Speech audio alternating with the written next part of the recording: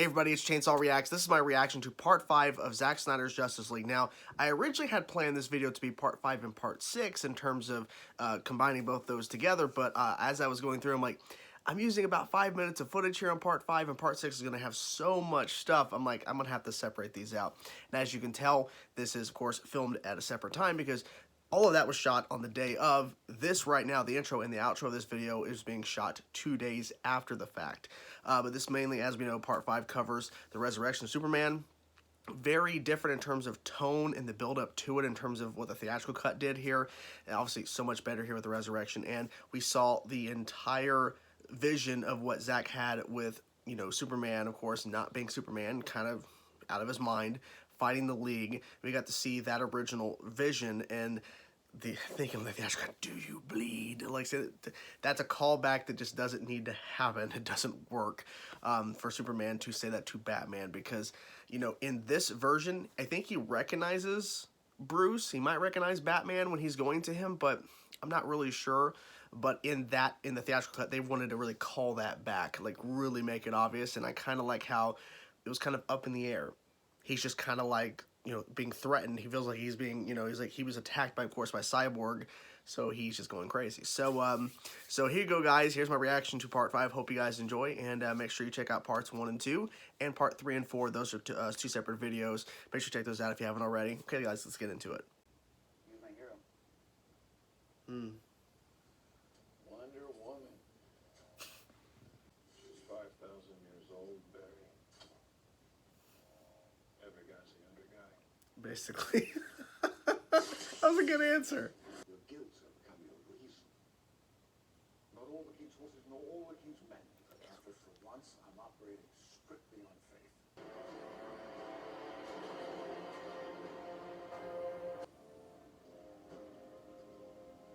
All suited up.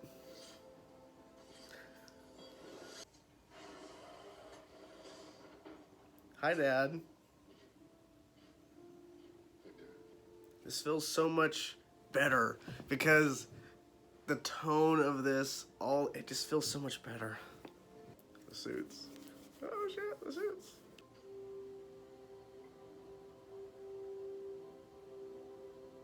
Would you like to assume command? Okay.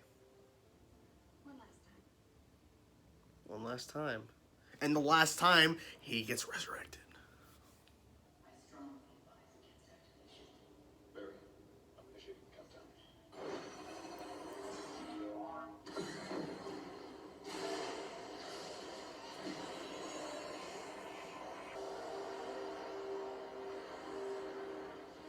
Oh shit! Dude. My God.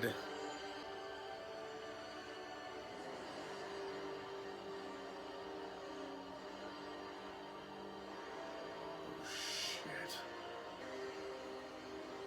Oh. Oh my God.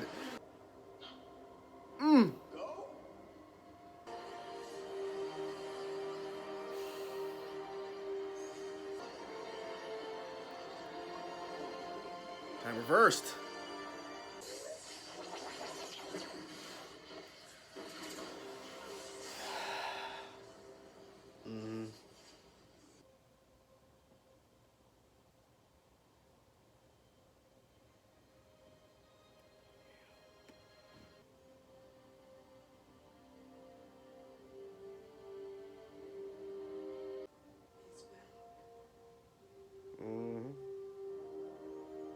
He is, but he's not himself just yet, as we know.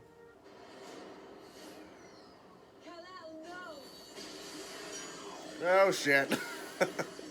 Yep.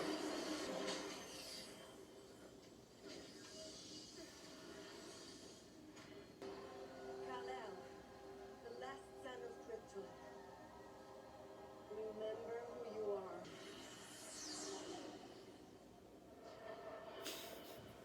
I'm so glad that I mean, I think this was obvious it was Zack's, but I'm just so glad that this is something he added to where he can see you running. Oh shit!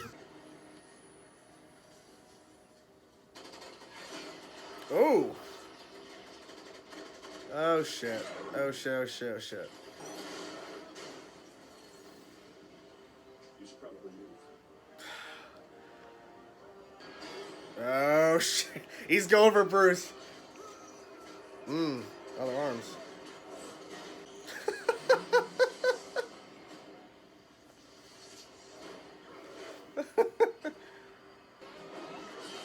Oh.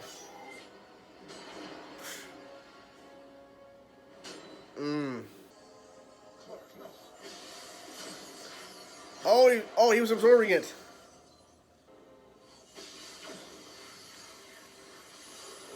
Okay.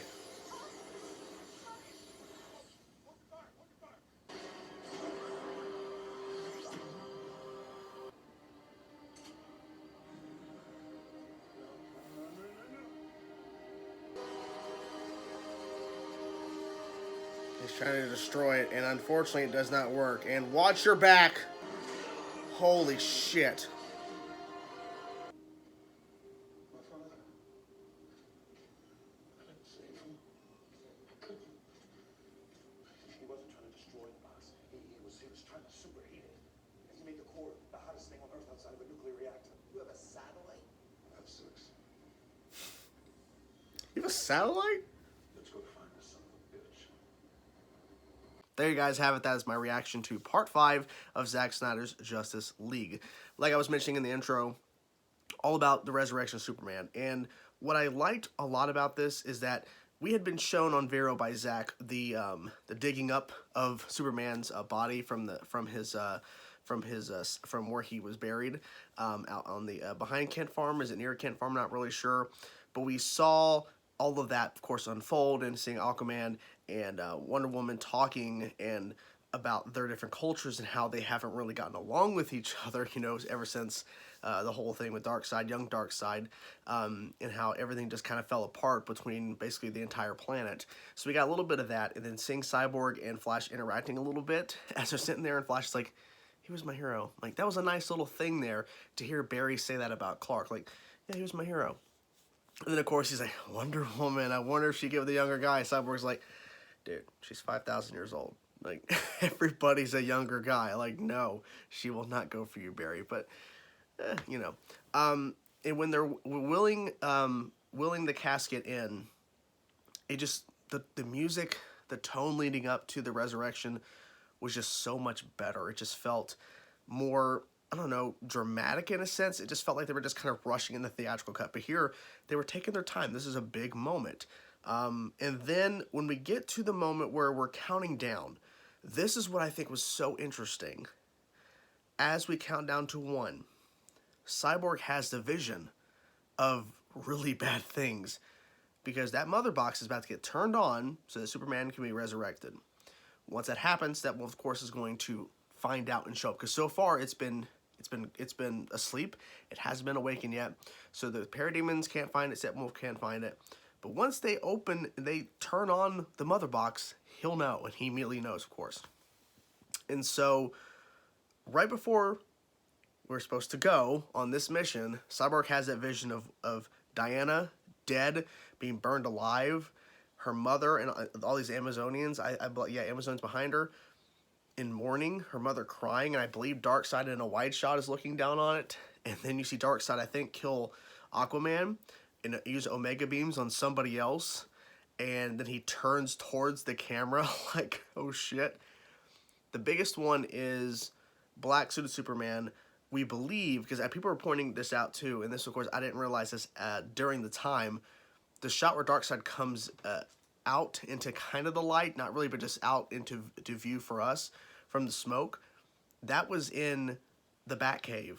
And that's something that Zack Snyder has talked about, that Darkseid boom tubes into the Batcave to murder Lois.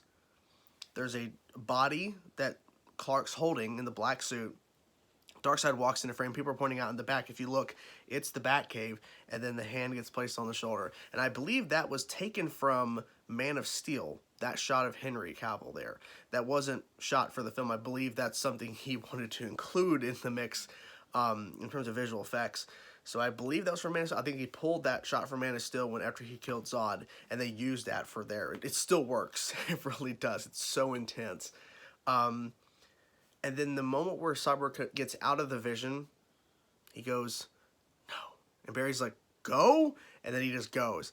I love how that is so different here than it is in the theatrical cut. Because the theatrical cut, there was nothing of any of those visuals. Nothing. It was completely changed, and they just went. And with this, Cyborg actually said no. And I wonder if he was saying no to the visions like that's horrible, or if he was saying no to the whole entire plan. It's too late. Barry already went. The fight where, of course, Superman is fighting everybody, and a lot of it is from the theatrical cut in terms of what they used. But there was still some extra bits that was really cool. Like the army was getting involved, and then we've seen this for years. That shot of Cyborg stopping that burning vehicle from hitting that police officer. You know, you better move, or whatever that line is. We've seen that and heard it for so long because it was in the footage and trailers. Of course, it wasn't in the film at all in the theatrical version, but we finally got it back here in the mix. And then seeing Cyborg actually pull out the 2 extra arms behind his back trying to stop Superman wasn't working. And I was mentioning in the intro about where they don't make it so obvious because Clark's fighting everybody. He's not just fighting who he deems as, you know, like, I'm going to fight you guys and Batman. Like, he's attacking everybody that's going after him. So the arms are shooting at him. He shoots back at the army with heat vision. So he sees Batman. He might remember him from what happened in BVS where they fought each other. Maybe, I don't know. But he starts walking towards him. So maybe he does, but they don't make it so obvious where he grabs Batman's throat in the theatrical cut and comes into view. Do you bleed? It's a callback that doesn't need to happen because it made sense in the context of Batman v Superman. But for him to repeat a line like that, it just seems really, really silly. It really was. So I'm glad, of course, that wasn't in the mix. The gauntlets.